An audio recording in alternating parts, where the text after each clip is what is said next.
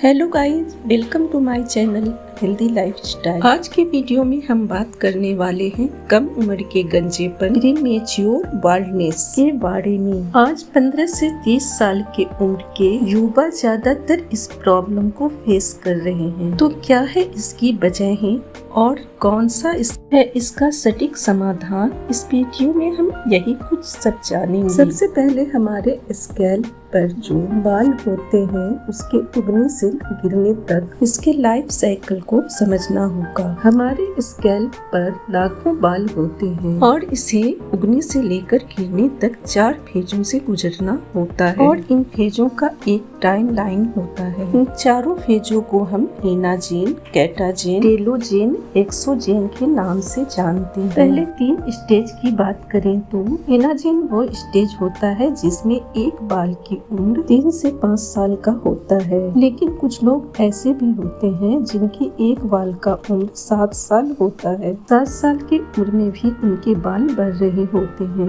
Anagen stage में hair follicles बालों को बढ़ने के लिए लगातार पुश करते रहते हैं जब तक कि उसका लाइफ स्पेन पूरा न हो जाए और बाल टूट कर गिर न जाए। हर टाइम 90% बाल हमारे स्कैल्प पर एनाजेन फेज में होते हैं। एनाजेन फेज के खत्म होने पर कैटाजेन फेज की शुरुआत होती है। इस फेज में हेयर फॉलिकल्स श्रिंक हो जाते हैं और बालों का बढ़ना शुरू हो जाता है। ये करीब 10 दिन तक चलता है और इसमें हेयर फॉलिकल से बाल अलग हो जाते हैं, लेकिन बढ़ने के दिनों तक ये अपनी जगह पर बने रहते हैं। तीसरा स्टेज टेलोजेन लगभग 3 महीने का होता है। 10 से 15% बाल ही टेलोजेन फेज में होते हैं। इस फेज में बाल गिरते नहीं हैं बल्कि हमारे स्कैल्प पर बने रहते हैं। कुछ स्वास्थ्य वैज्ञानिक इसे शेडिंग फेज भी मानते हैं, लेकिन कुछ वैज्ञानिक इसे 2 भागों में बांटते हैं। इस फेज में बाल हमारे स्कैल्प से झड़ जाते हैं। लगभग 50 से 100 बालों का झड़ना हर दिन सामान्य माना जाता है। ये फेज 2 से 5 महीनों तक का हो सकता है। फिर से नए बाल हमारे स्कैल्प पर आ जाते हैं क्योंकि पुराने बाल झड़ जाते हैं और लगातार यही सिलसिला चलता रहता है। इन hair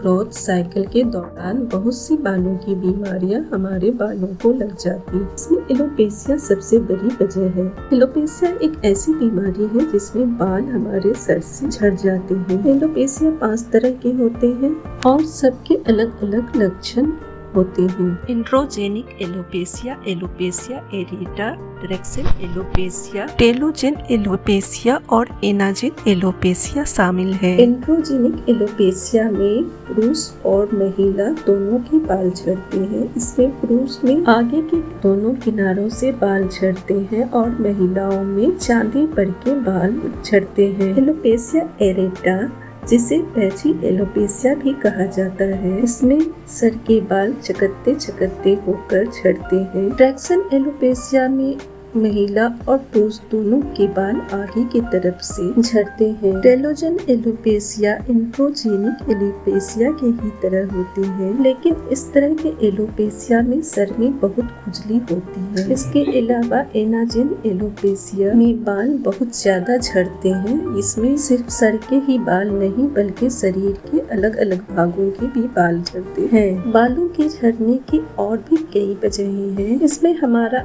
auto immune condition, titania, शरीर में पोषक तत्व की कमी, प्रदूषण, बहुत सारे केमिकल और डिवाइस का बालों पर इस्तेमाल, ब्लड में आयरन, जिंक, पोटेशियम और प्रोटीन की कमी भी इसमें शामिल है। इसके अलावा लंबी बीमारी, लंबे दिनों तक स्ट्रेस में रहना, उचित नींदों का न लेना और डिहाइड्रेशन, महिलाओं में प्रेगनेंसी के बाद शरीर में कमजोरी और हार्मोनल इम्बैलेंस की वजह से बहुत बाल झड़ जाते हैं, लेकिन कुछ दिनों के बाद ये बाल फिर से उग जाते हैं। कम उम्र में होने वाले गंजेपन या प्रीमेच्योर हेयर बाल्डिंग की बात करें तो इसके मुख्य 2 कारण होते हैं। पहला कारण जेनेटिक और दूसरा डीएसटी होता है। इसमें मेल और फीमेल दोनों के बाल स्कैल्प से झड़ जाते हैं, जिसे मेल पैटर्न गंजापन या एमपीबी कहते हैं। फीमेल पैटर्न गंजेपन को FPHL के नाम से जानते हैं। पुरुषों में ये गंजापन सर के आगे के दोनों किनारों से शुरू होता है और धीरे धीरे ये से एम आकार बना लेता है, जबकि महिलाओं में बाल चांदी के ऊपर से जाते हैं और धीरे धीरे पार्टीशन चौड़े होते चले जाते हैं। जेनेटिक कॉज के बारे में बात करें तो जिसके दादा दादी या पापा मम्मी या बहुत करीबी रिश्तेदार में ये समस्या होती है तो उनका जीन आप में पास हुआ है तो आपको भी ये गंजापन समस्या देखने को मिलेगी। लेकिन ये समस्या 20-30 साल की उम्र में नहीं दिखने चाहिए, जबकि इसे 40 से 50 साल के उम्र में देखे जाने चाहिए थे। जेनेटिक कॉज की वजह से होने वाले प्रीमेच्योर हेयर बॉल्डिंग में हेयर फॉलिकल्स या जिसे हम बालों की रोम कहते हैं, उसका ज्यादा या कम सेंसिटिव होना आपके जेनेटिक पर डिपेंड करता है। ये AR जीन हेयर फॉलिकल्स पर रिसेप्टर बनाता है जो टेस्टोस्टेरोन और DHT के साथ संपर्क बनाता है। अगर आपका रिसेप्टर बहुत ज्यादा सेंसिटिव है तो DHT की थोड़ी सी मात्रा से ही ट्रिगर हो जाता है। प्रीमेच्योर हेयर बॉल्डिंग की दूसरे मुख्य कारण की बात करें, DHT जिसे डाईहाइड्रोटेस्टोस्टेरोन कहते हैं, टेस्टोस्टेरोन से 5-अल्फा रिडक्टेस नाम की एंजाइम द्वारा बनाया जाता है। DHT हमारे स्किन, हमारे हेयर फॉलिकल्स और प्रोस्टेट में पाया जाता है। DHT और हमारे हेयर फॉलिकल का सेंसिटिविटी ही हमारे बालों के झड़ने या गंजेपन की असल वजह है। लेकिन DHT के बगैर प्रोस्टेट सामान्य रूप से विकसित नहीं होता। फीमेल में बालों का झड़ना एंड्रोजेनिक एलोपेशिया की वजह से हो सकते हैं। हालांकि फीमेल में टेस्टोस्टेरोन का लेवल बहुत कम होता है।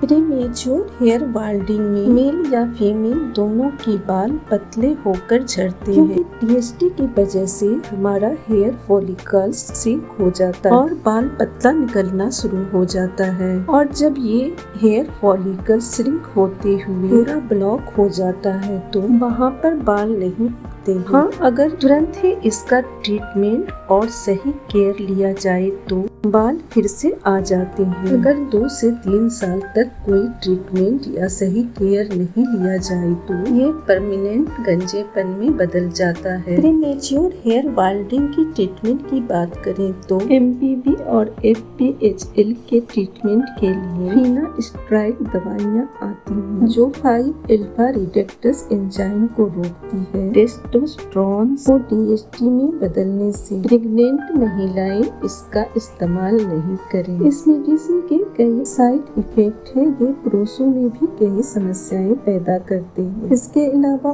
और कुछ दवाइयाँ जैसे minoxidil, ketoconazole, laser therapy, surgical hair follicles transplant, plasma therapy इत्यादि। लेकिन जिन लोगों को जेनेटिक गंजेपन का खतरा है या जिन्हें ये समस्या शुरू हो चुकी तो उन्हें चाहिए अपने बालों का खास केयर करें। शरीर में पोषक तत्वों की कमी न होने दें। अलग अलग तरह के शैम्पू, कंडीशनर या हेयर कलर का इस्तेमाल कम से कम करें। इसके अलावा इलेक्ट्रिकल डिवाइस से बचें, स्ट्रेस से बचे, अच्छी नींद लें, शरीर में विटामिन B12 और विटामिन B6 की कमी न होने दें और साथ ही आयरन, जिंक, पोटेशियम की भी कमी न होने दें। सप्ताह में कम से कम 2-3 नारियल तेल से अपने बालों को अच्छे से मसाज करें। बालों को प्रदूषण, धूल, मिट्टी से बचाएं और ज्यादा से ज्यादा नेचुरल चीजों पर फोकस करें, जैसे ग्रीन टी का इस्तेमाल करें। कद्दू के बीज का तेल DHT ब्लॉकर में काफी मददगार साबित हुआ है। 50 ml तेल खाने में हर रोज लें। प्रीमेच्योर हेयर बॉल्डिंग की समस्या जैसे ही शुरू हो आप अपने डॉक्टर से जरूर मिलें। आज के लिए बस इतना ही। तो हमें मोटिवेट करने के लिए वीडियो को लाइक, शेयर और सब्सक्राइब जरूर करें। तो फिर मिलेंगे ऐसे ही वीडियो के साथ, तब तक के लिए गुड बाय।